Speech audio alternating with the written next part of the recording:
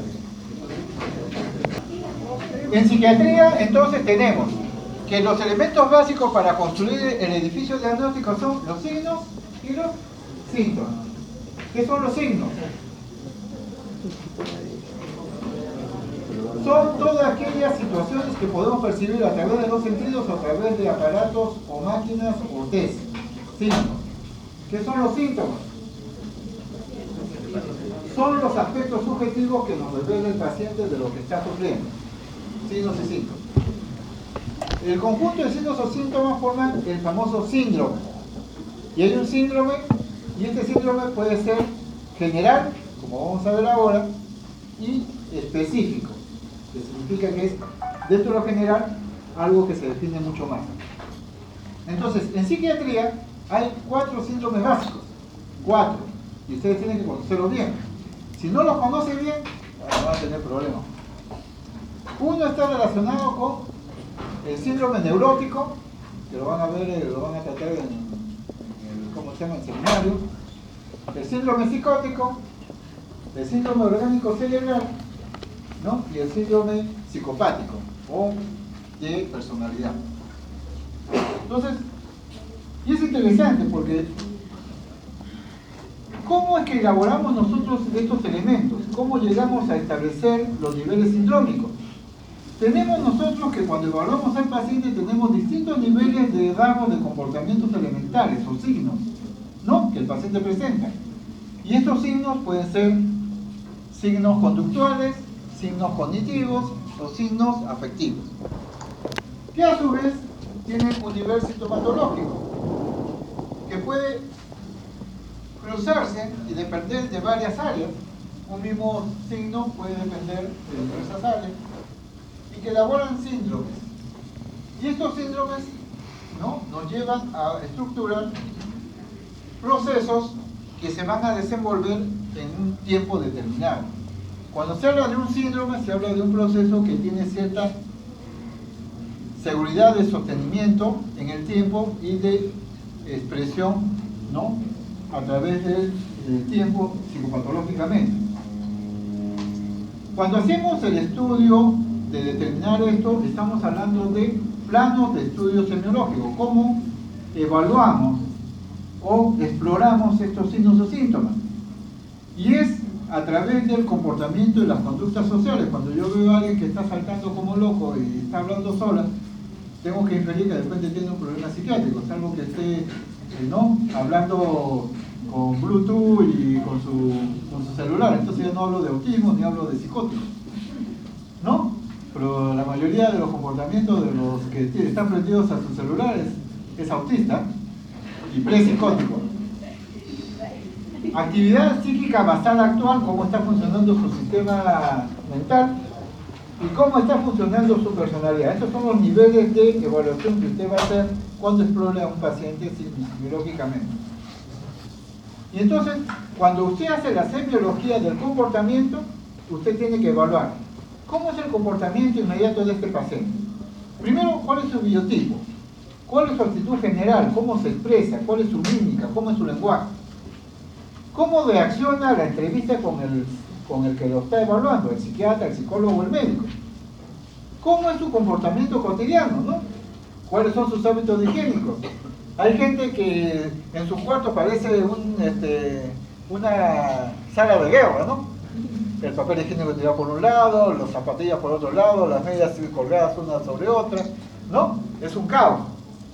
Y hay lugares donde usted va y que parece que estuviera entrando a una iglesia, todo bien ordenadito, bien limpio y nada fuera de orden. Eso también son cosas que uno tiene que evaluar. ¿Cómo es su sueño, su alimentación, su vida familiar, su actividad laboral? Son elementos de semiología. ¿Cuáles sus reacciones o qué conductas antisociales puede estar presentando? Fugas del hogar, suicidio, agresión, atentados contra la moral, robo, incendio. Son elementos que nos van a servir para evaluar, ¿no?, cómo está desenvolviéndose una persona. Y entonces encontramos que para hacer el estudio de clasificación o elaboración diagnóstica, tenemos en psiquiatría 4 campos. El campo de la psicopatía, que tiene que ver con los procesos de alteraciones de la personalidad. Todo psicópata es un trastorno patológico de la personalidad. Psicopatía es alteración patológica de la personalidad. Lo que pasa es que se usa tanto psicópata que definimos al psicópata como el que tiene personalidad antisocial. Pero no, hay otros tipos de alteraciones psicopáticas o alteraciones de personalidad que están distribuidos en 3 grandes grupos y que lo van a ver en una clase especial.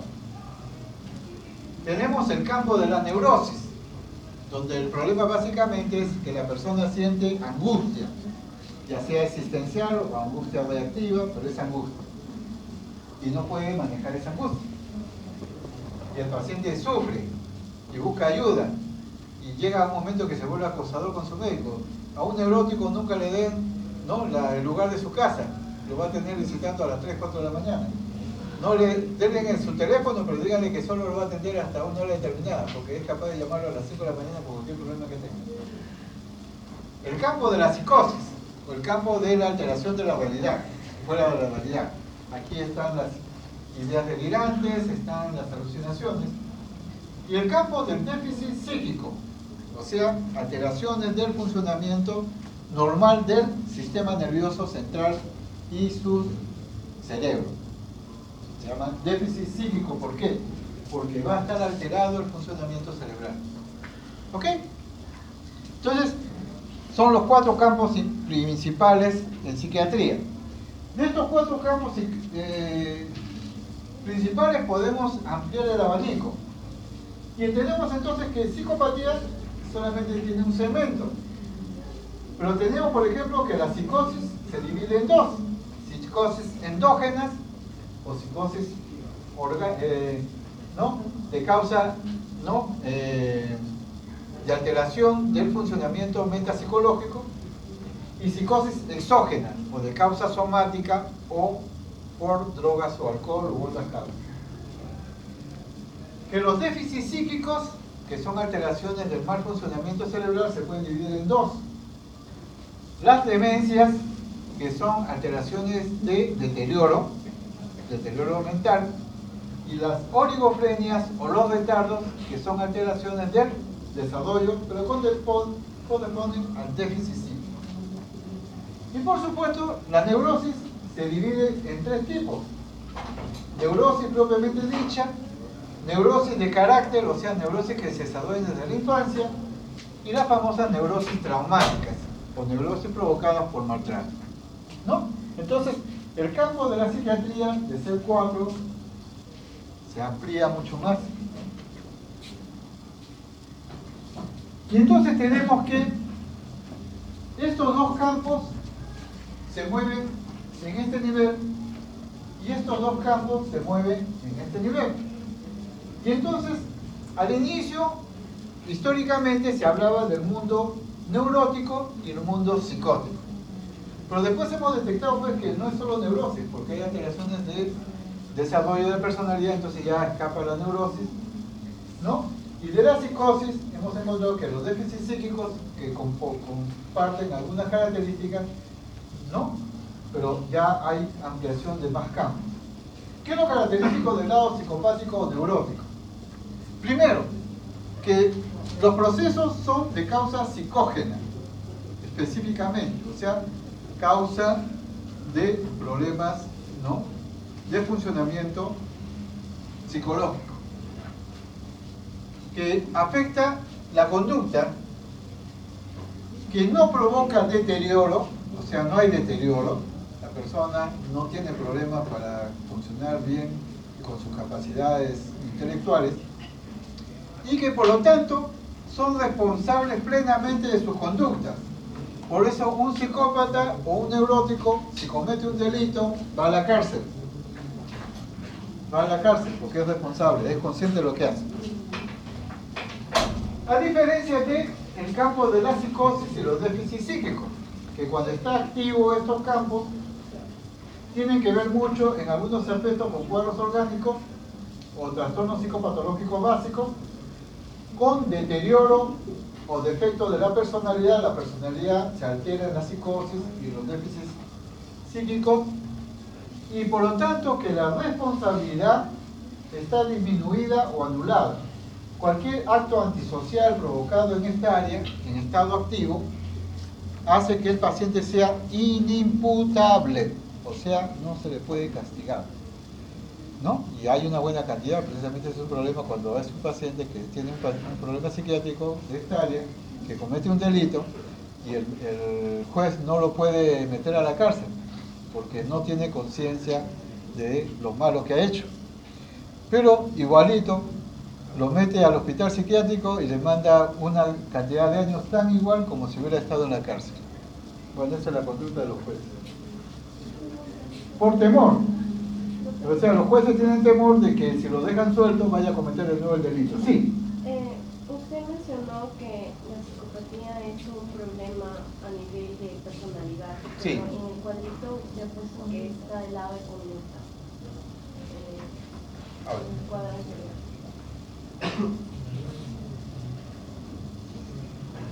Trastornos globales de conducta. Claro, porque ambos se expresan por trastornos globales de conducta. ¿Cómo es el comportamiento del psicópata? Provoca problemas, ya sea para los que están alrededor suyo o para los que están adentro. Intente vivir con un neurótico. Vivir con un neurótico es un tormento. Le hace la vida imposible, lo hace sufrir a usted. El neurótico lo tiene a usted cansado de sus quejas. Y son problemas conductuales. ¿Son conductas o no son conductas? ¿Qué es la conducta? La conducta es toda expresión desde el punto de vista de conducta cognitiva, conducta afectiva y conducta no motora. O sea, ¿cómo evaluamos un paciente? A través de su conducta. Conducta cognitiva, pensamientos. Conducta afectiva, emociones. Conducta motora, actos. Esos son, por eso hablamos de trastornos globales de la conducta. ¿Ya? Que no significa que no sean responsables, ¿eh? Tienen problemas, pero son responsables de esos problemas. Ellos mismos se lo hacen. Ellos los mismos se lo provocan. O se meten en camisa de 11 varas. Muy bien. Entonces vamos a evaluar cada uno de estos grandes 4 campos. 4 campos que significan los campos de la psiquiatría. Y vamos a empezar con el déficit. O sea, aquellos que tienen déficit de funcionamiento, del sistema nervioso central. O sea, su mente no está intelectualmente, afectivamente, no está funcionando adecuadamente por alteraciones en el funcionamiento del cerebro. Y tenemos entonces que, mientras que estos tienen déficit, los otros producen síntomas y signos, o sea, son productivos. Producen sintomatología psicopatológica. Y dentro del déficit, las características básicas son inhibición de la conducta, o sea que la conducta viene a menos, y déficit intelectual, se altera la inteligencia. Muy bien, son las 2 características básicas en el proceso del déficit. Tenemos entonces los cuadros orgánicos cerebrales, pero tenemos que tener en cuenta que los cuadros orgánicos cerebrales se pueden dividir en 3 tipos. Los síndromes cerebrales locales o focalizados, donde las lesiones cerebrales están en una parte determinada del cerebro y que a partir de esa lesión en el cerebro van a presentarse alteraciones solo que afectan a esa área por el mal funcionamiento. Y entonces, ¿qué encontramos aquí? Que la energía del paciente está venida a menos, se pone lento, no funciona, tiene mayor expresión de sus conductas instintivas, no hay autocontrol, el cerebro pierde el control de los impulsos y puede expresar su cólera, su ira o su sexualidad abiertamente, puede tener alteraciones del humor o no, y por supuesto, hay alteraciones en el área de la memoria del aprendizaje, o sea, no pueden aprender adecuadamente. Por otro lado, tenemos el síndrome cerebral crónico, que ya es global, mientras que el circunscrito es lesión en un determinado lugar. En el caso del síndrome cerebral orgánico crónico, se compromete todo el funcionamiento cerebral.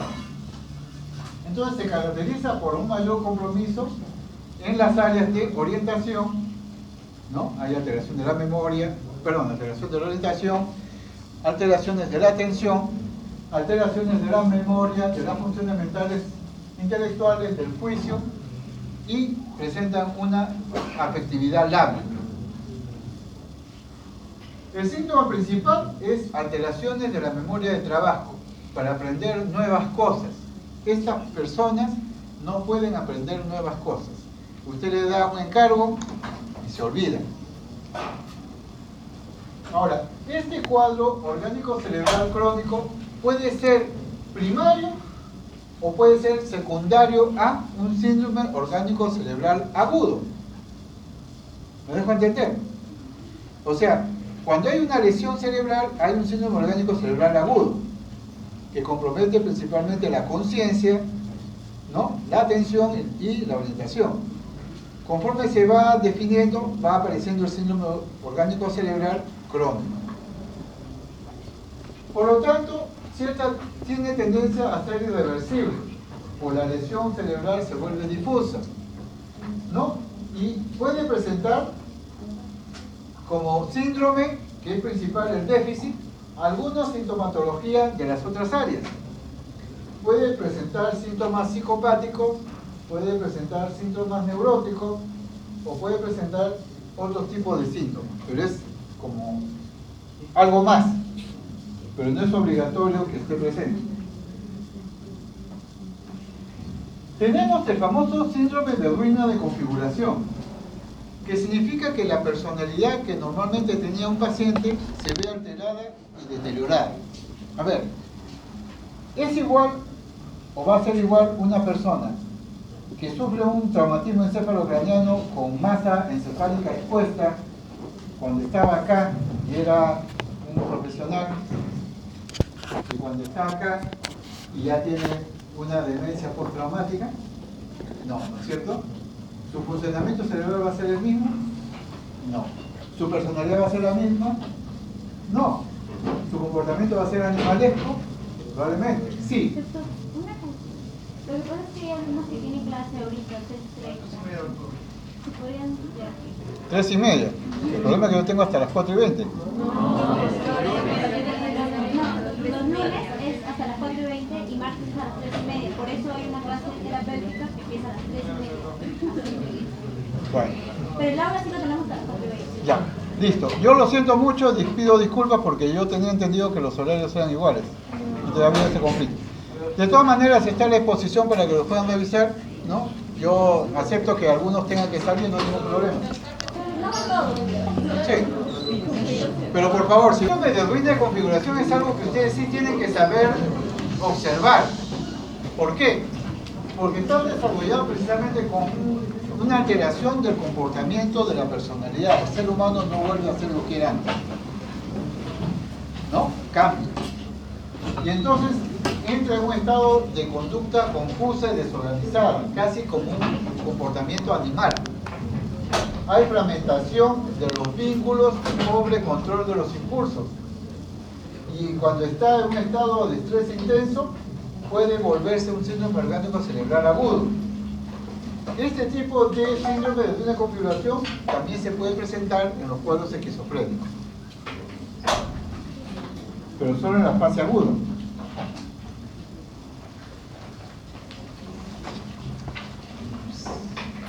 En tercer lugar tenemos el síndrome cerebral agudo o de tipo exógeno agudo. Ya hemos hablado que los síndromes orgánicos cerebrales son de causa médica o por sustancias que van a provocar daño cerebral. Y tenemos entonces, dentro de este síndrome cerebral agudo, los síndromes de ruina de configuración, el compromiso de la conciencia y ciertos estados crepusculares. En estos estados crepusculares el paciente puede presentar alteraciones por procesos infecciosos, por procesos tóxicos o por procesos traumáticos, ¿no? Y pueden ser solamente de tipo simple, o sea, solamente hay una alteración de la conciencia, más complejo, ¿no?, con la presencia de alucinaciones o ideas absurdas, ¿no?, Y dentro de este anulamiento de conciencias, de alucinaciones y de absurdas, el paciente puede presentar delirium, que es compromiso de conciencia, ilusiones, alucinaciones visuales, o amencia, que ya es lo mismo más ruina de configuración. Más que el compromiso de conciencia, hay una ruina de configuración, por eso se llama amencia. Ambos son procesos o estados crepusculares del síndrome cerebral agudo.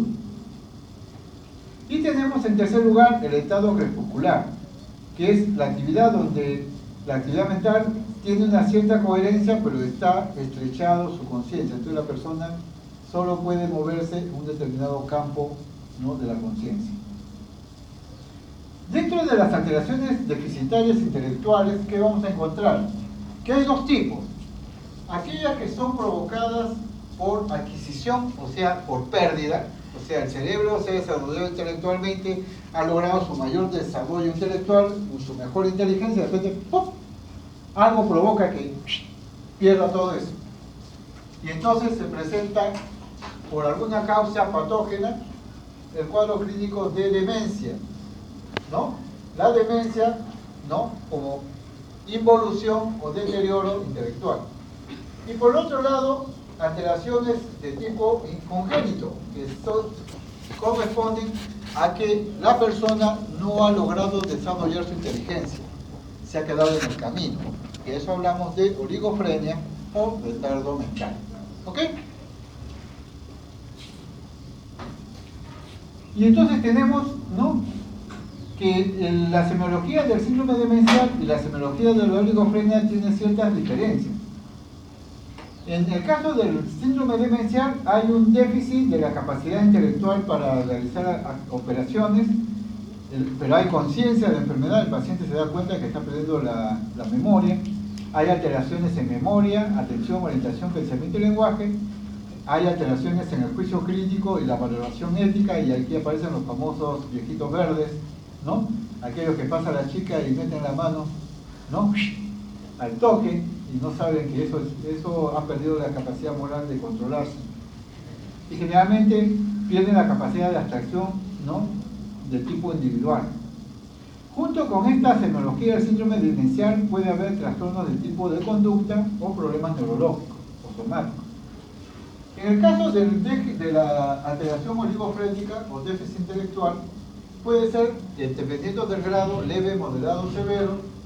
Hay déficit afectivo porque el paciente o el retardo mental tiene tendencia a ser distímico, o sea, se irrita con facilidad, no tiene problemas de adaptación social y puede presentar estigmas, ¿no?, problemas de malformación congénita o trastornos neurológicos, epilepsia o otra patología neurológica.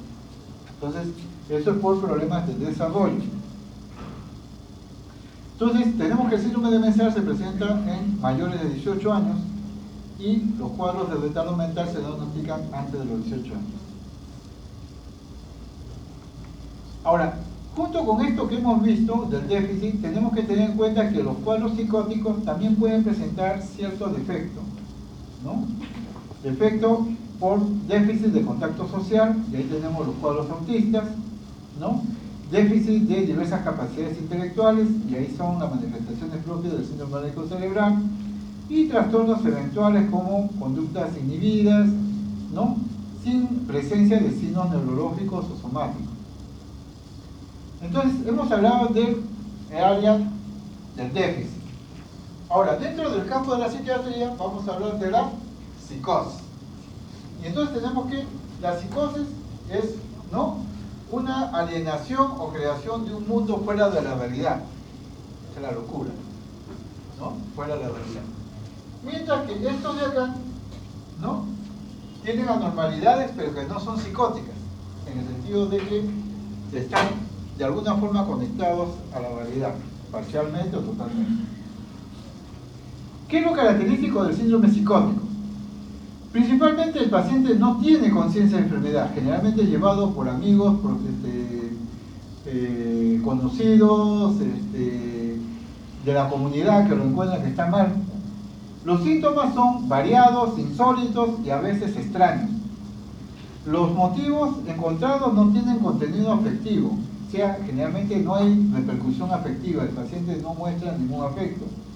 La actividad mental en el área mental está perturbada y puede haber, ¿no?, problemas de tipo bioquímico, metabólico, tóxico, porque hay psicosis, pues volvemos a decir, pueden haber psicosis orgánicas o pueden ser psicosis funcionales o endógenas.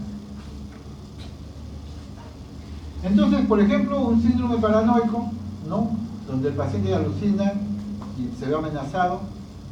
¿Cómo nos acercamos para evaluar a este paciente? La observación es importante, ver cómo es su comportamiento y sus actitudes. En la afiliación, datos importantes del yo, porque ya desde que le preguntamos quién es, de repente nos puede hablar de que tiene alguna idea delirante. Soy hijo de Dios, soy la Virgen María, estoy embarazada de Cristo, etcétera, etcétera. Sus antecedentes familiares, para ver si hay ¿no?, enfermedades psicóticas en otros miembros familiares. Y el relato de la enfermedad y curso de la vida nos muestra que el paciente no tiene conciencia de la enfermedad, ha disminuido su capacidad de producción, ¿no?, sus respuestas emocionales son inadecuadas, hay disminución del funcionamiento intelectual superior y desorganización, ¿no?, mayor o menor de su conducta. Desde el punto de vista de la aproximación psicopatológica, se habla que la psicosis es el trastorno psicológico más grave que desorganiza la conducta haciéndola inarmónica. Esta desorganización compromete los sistemas de información, de acción, de afectividad, de tal manera que la vida psíquica pierde la coherencia total y entonces no funciona como un yo total, sino fraccionado, fragmentado. ¿Qué sustratos están comprometidos? El sistema de vigilancia, o sea, el sistema de reticular ascendente del tronco encefálico, el sistema de activación, el sistema neuroendocrino y el sistema bioquímico cerebral, con los neurotransmisores principales con dopamina, serotonina, noradrenalina, acetilcolina. ¿Cuál es la sintomatología básica del síndrome psicótico? El paciente está con ruptura en el sistema de la realidad, tiene conducta autista por sus ideas delirantes, tiene un trastorno del pensamiento y tiene alucinaciones. El paciente tiene una conducta desorganizada, ¿no?, y tiene dificultad para controlar sus impulsos, puede actuar de una forma impulsiva y violenta. Hay alteraciones en la socialización porque el paciente por su cuadro tiene tendencia a aislarse, a tener desconfianza, ¿no?, y perder las funciones intelectuales superiores, y hay una regresión, el paciente se vuelve un paciente primitivo, como si fuera uno de esos neandertales que solo reaccionan, ¿no?, con respuestas violentas y agresivas, o un gorila, casi como un gorila. Ahora, dentro del síndrome psicótico podemos hablar que hay tipos de síndromes psicóticos, aquellos que están de acuerdo con el daño del sistema nervioso central, ¿no?, y pueden ser los orgánicos, o sea, donde hay daño cerebral de la estructura o del funcionamiento y que está dado por intoxicaciones, infecciones, traumatismos o trastornos metabólicos, y las alteraciones funcionales, donde la estructura del cerebro aparentemente está conservada, la resonancia o la tomografía puede estar normal, pues puede haber alteraciones afectivas en trastornos afectivos y esquizofrénicos. Ahora, de acuerdo a la respuesta conductual, hay psicosis que son organizadas o integradas, y ahí tenemos las paranoias, que son las psicosis de origen solo de pensamiento, o las desorganizadas, desintegradas, que son todas el resto. Variedades sindrómicas psicóticas, o sea, dentro del síndrome psicótico hay síndromes específicos. Tenemos el síndrome de doble configuración, el síndrome paranoide, que es el más frecuente, ¿no?, donde el paciente se defiende atacando, el síndrome catatónico, donde el problema está relacionado con alteraciones en la conducta motora y que puede ser de causa orgánica, como infecciones, intoxicaciones o lesiones vasculares o tumores, o funcionales como esquizofrenia. Tenemos también el síndrome maníaco, ¿no?, estados en los cuales el paciente está con hiperexcitación de sus funciones psíquicas y con una liberación desordenada de energía motora, psíquica y neurovegetativa, y que da forma a lo que nosotros llamamos el trastorno bipolar. Y hay un comportamiento entonces extravagante, alegre o furioso, verborreico, hiperactivo. Hay excitación psíquica, exaltación del humor, excitación psicomotriz, ¿no? Y trastornos somáticos como adelgazamiento porque no come, trastorno del sueño porque no duerme, ¿no? Hipertermia. Dentro del síndrome maníaco hay varios tipos de formas semiológicas del síndrome maníaco. La manía simple, que es la manía del paciente con retardo o el orgánico, que se ríe solo. La manía delirante y alucinatoria, que es la manía en la cual la persona cree que tiene riquezas, poder y ve una serie de tesoros alrededor suyo. La manía confusa, que tiene un comportamiento, ¿no?, en el cual el paciente tiene una confusión en su desempeño. Y el furor maníaco, que es la parte más grave del cuadro maníaco. El cuadro maníaco, ¿no? Y entonces, cuando un paciente está en furor maníaco, hay que tratarlo, si no va a terminar muriendo por excitación, por hiperactividad y por inanición, pues no come. Ahora, según su etiología, pues, puede ser que estos cuadros maníacos se presenten en los estados seniles y preseniles, en cuadros con consumo de tóxicos, en traumatismo encefalocraniano, en enfermedades del encéfalo, ¿no?, y en trastornos endocrinos como el hipertiroidismo. Tenemos el síndrome melancólico, donde lo que hay es un comportamiento de inmovilidad, inhibición, sentimientos depresivos, desapego a la vida, ¿no?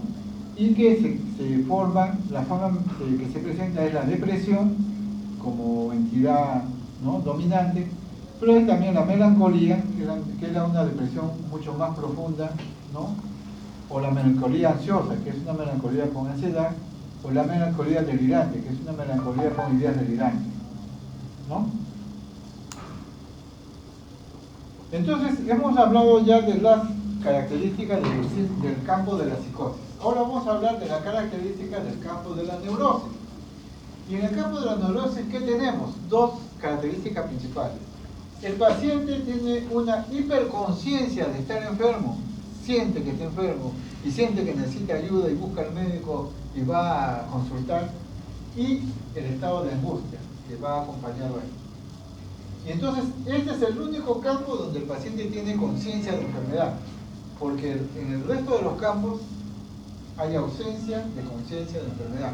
El psicótico, el psicopático, el orgánico no tiene conciencia de estar enfermo, ¿sí? Y entonces, ¿qué hace el neurótico? Consulta por propia iniciativa.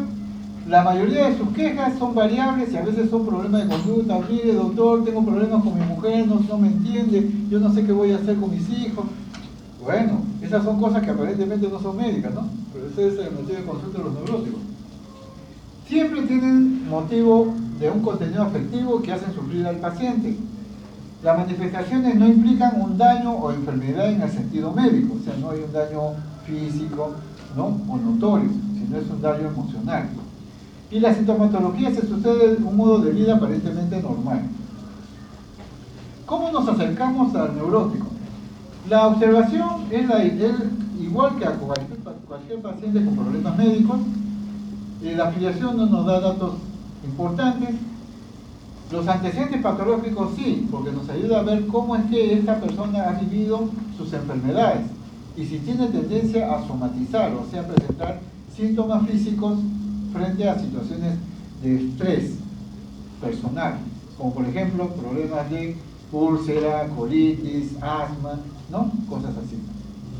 Los antecedentes familiares de problemas neuróticos en la familia, y lo que nos interesa mucho es el relato de su enfermedad y cómo el paciente nos habla de su frustración, ¿no?, su relación con el estrés, su ansiedad, su depresión, su agresividad, sus conductas inhibidas o evitativas, su hipervigilancia o esa incapacidad para tomar decisiones, con respuestas emocionales desproporcionadas. O sea, sus respuestas son emocionalmente exageradas, algunos dicen, ¿no?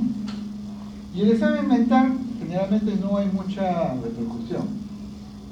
Desde el punto de vista psicopatológico, lo que pasa es que el neurótico usa respuestas psíquicas normales, utiliza, ¿no?, anormalmente esta situación porque la respuesta que presenta frente a situaciones de estrés o es inadecuada al estímulo o es exagerada.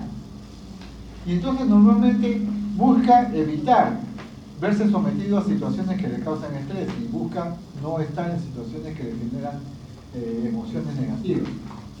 Y entonces la neurosis, ¿no?, es un mecanismo temprano que se presenta para poder manejar esa angustia vital que tiene. ¿Qué sustratos están comprometidos? La vigilancia, la activación afectiva, límbico-hipotalámica, el sistema neuroendocrínico y el sistema bioquímico. ¿Cuál es la sintomatología básica del neurótico? Trastornos afectivos principalmente. La angustia, que puede ser una angustia de espera, una angustia aguda paroxística o equivalentes. Puede presentar depresión, que puede ser manifiesta o equivalente depresivo. Puede expresar agresividad, que va desde la ironía, el sarcasmo, ¿no?, hasta la ociosidad, la astenia, la indecisión. Puede presentar fatiga desproporcionada, o sea que no recupera con el reposo. Perturbaciones de su vida sexual, puede tener problemas de abstinencia, o masturbación, o impotencia, o frigidez. Y problemas funcionales, puede orinarse en la cama, pavor nocturno, onicofagia, tartamudez o tics. Y por supuesto trastornos del sueño. ¿Cuáles son los tipos de síndromes específicos en el área neurótica? Tenemos la angustia, la depresión, ¿no?, depresión por sí misma, la fobia, que son los temores circunscritos, la obsesión, que son pensamientos que le vienen constantemente, la hipocondría, que es la idea de estar enfermo, la histeria, que es el componente en el cual la persona o convierte sus síntomas neuróticos en síntomas físicos, y eso se llama conversión o somatización, o se disocia. La disociación significa que la persona pierde la memoria y la capacidad de orientarse en su persona, entonces pierde su identidad. Y se presenta estos episodios en cuadros de estrés agudo. Cuando hay cuadros de estrés agudo, la persona pierde la conexión y regresiona. Y de ser una persona de 30 años, casada y con hijos, se vuelve una niñita de 6 años que habla de cosas del pasado, no reconoce al esposo, no reconoce que tiene hijos, ¿no?, y siente que tiene solamente una edad de 6, 8, 10 años. Esa es la disociación histérica. ¿Cuáles son las variedades, ¿no?, sindrómicas neuróticas? Acá está mal, no es psicóticas sino sindrómicas neuróticas. El síndrome de angustia es el que más frecuentemente van a ver ustedes en consulta. El síndrome depresivo, el síndrome fóbico, el síndrome obsesivo, el síndrome hipocondriático y el síndrome histérico. Por último, tenemos un campo que está relacionado con alteración primaria de la conducta, y es la psicopatía o alteraciones de la personalidad. Mientras que los problemas de alteraciones de la conducta acá son secundarias a los síntomas, acá es primario. Viene desde que nace. Árbol que crece torcido, ¿no?, nunca va a enderezar, dice la frase. Es más o menos lo que sucede con los psicópatas. Aunque ahorita la psicoterapia sí habla de la posibilidad de enderezarlo, pero tiene que haber compromiso del paciente para querer lograr hacerlo, sí hay. ¿Qué encontramos en los trastornos de personalidad? Hay problemas de carácter, que implican que toda la vida psíquica del paciente está comprometida y es un problema longitudinal o biográfico. Y entonces uno detecta que a través del tiempo el paciente ha tenido rasgos profundos de temperamento, ¿no?, ciertos caracteres que han sido rasgos superficiales que han sido adquiridos, personalidad, ¿no?, y el tipo de desarrollo de constitución y peculiaridades desde el punto de vista fenotípico. Una de las películas que yo les recomiendo para que vean cómo se funciona un antisocial psicópata es Naranja Mecánica. Les recomiendo, lo pueden ver en internet con facilidad. Otro tipo de trastorno de personalidad frecuente, más frecuente incluso que el antisocial, es el borderline o personalidad límite. En este tipo de personalidad, la persona tiene inestabilidad emocional, no tiene capacidad de autovaloración, tiene temor a la soledad, entra en riesgos por su comportamiento de riesgo, puede tener conducta promiscua, conductas para suicidas, etcétera, problemas de anorexia, bulimia, etcétera, etcétera, etcétera.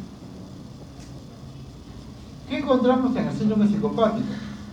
Que no hay síntomas de alteración de las funciones psíquicas básicas, o sea, su afecto, su pensamiento no están alterados, no está alterada la realidad, ¿no? Pero sí hay anomalías en la conducta, en la voluntad y del juicio ético. Entonces ellos se vuelven un problema sociológico por su comportamiento. O sufren o hacen sufrir al entorno en el cual viven. ¿Ok? Muy bien. Preguntas en este nivel que deseen hacer. ¿Alguna pregunta que deseen hacer con respecto a la exposición? Entonces estamos hablando que hay 4 campos en psiquiatría y su paciente tiene que irlo viendo a cuál de esos 4 campos se orienta. Ahora, no hay ahorita campos específicos, estamos encontrando ahora que ya los pacientes no presentan un solo tipo de cuadro, presentan varios tipos de cuadros. Por ejemplo, puede ser un cuadro depresivo con sintomatología ansiosa o un cuadro psicopático con consumo de drogas. Entonces ya las cosas se van complicando y los diagnósticos ya son múltiples. Pero básicamente estos son los campos psiquiátricos con los cuales nosotros vamos definiendo más o menos dónde está ubicado, principalmente por la sintomatología que el paciente presenta, dónde está ubicado el problema. Pero ahora ya tenemos cuadros de retardo con esquizofrenia, ya tenemos problemas de retardo con problemas orgánicos cerebrales, o sea, ya hay misturas, ¿no? Antes eran puros, depresión pura, ¿no? Manía pura, ansiedad pura, ahora no, ahora la cosa se ha complicado. Y entonces los diagnósticos se han vuelto mucho más difíciles de establecer. Pero más o menos esta es la orientación para que ustedes más o menos lleven a dónde pueden llegar o aproximarse más al diagnóstico del paciente. Y eso es importante, es bueno siempre ver cómo es que este paciente ha logrado llegar a este nivel y por qué, cuáles son los síntomas o signos que hacen que sean predominantes o dominantes en el problema que presenta. ¿Ok? Muy bien. Lo que deseen pueden sacar copia de la exposición. ¿Ya la tienen? Así que...